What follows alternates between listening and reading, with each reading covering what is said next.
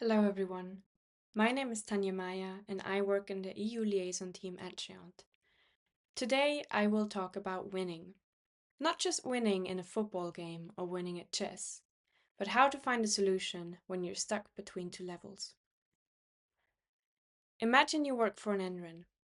Your membership includes universities and research institutions. Together you've been developing IT solutions in Sector A for years. Each institute pays your NREN an annual membership fee. But the reality is, most of your funding doesn't come from your members. It comes from the national government, your long-term funding partner. Now imagine this. The government wants your NREN to expand into Sector B. They see this as a strategic priority, and maybe even a condition for future funding. But your membership? They're split. Some are open to it, and others say this isn't our mission. Suddenly you're caught between two sets of expectations. Your members on one side, your funders on the other, and you're right in the middle. So, what do you do?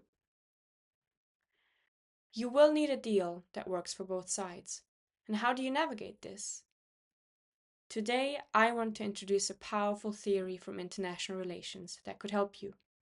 It's called a two-level game, and it all hinges on one question. What is your win set? A political scientist called Robert Putnam came up with the two-level game to explain how leaders negotiate internationally while also managing domestic pressures. The same logic basically applies to us. Level 1 is internal, your members, your board, your stakeholders. And level 2 is external, so in Putnam's theory, the international part. Funders, policymakers, other stakeholders. Your NREN win set is the full range of outcomes you and your members would accept. Some outcomes might be more optimal than others, but they're all acceptable to you. The circle of your funders holds all the solutions that are acceptable for them. Now, success comes when you find a deal that works for both sides. You need to know where your win set and theirs intersect. Your win set is the full range of outcomes you and your members would accept. Crucially, you're not just guessing what that is, you need to actually be able to map it. So what would that look like in practice? Let's go back to the Sector B example. Before you can say yes to your funders, you need to ask yourself and your membership, does this fit our mission? Is this close to our core activity, or are we stretching into something completely new? Will this dip into Sector B be a temporary change or a sustainable direction? And what about this change is so difficult? Is it a new way of working together, a new technology? Is it a new cash flow mechanism? What are the resource implications? Are you going to need more staff? And what are the implications on our community? But it's not just about your side.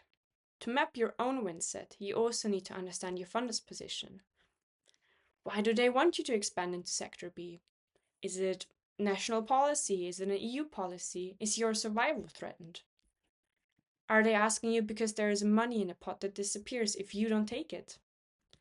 And where might they have flexibility? Those questions require a sound understanding of your stakeholders and the funding landscape, and a look out into the future as well. Only by mapping both sides can you see whether and where a deal is possible. Now, congratulations, you have your win set, you know your funder's win set, and you've found a solution. Your win sets overlap. But keep in mind, there's rarely just one correct overlap between win sets. In most cases, there are multiple possible agreements. Some more ambitious, some more conservative, and each solution reflects different trade-offs. And sometimes, there's no real overlap at all. Their positions are too far apart or the timing is wrong. And knowing when there is no viable win set allows you to step back and reconsider. No deal is sometimes the best deal, at least for now. The truth is, most of us are negotiating all the time, not just with funders, but with and within our own communities. And while we cannot control every variable, we can control how clearly we understand our own position. A well-defined win set doesn't just help you avoid misstep, it helps you lead strategically. It shows you where you have room to move and when to stand your ground. So, what is your win set?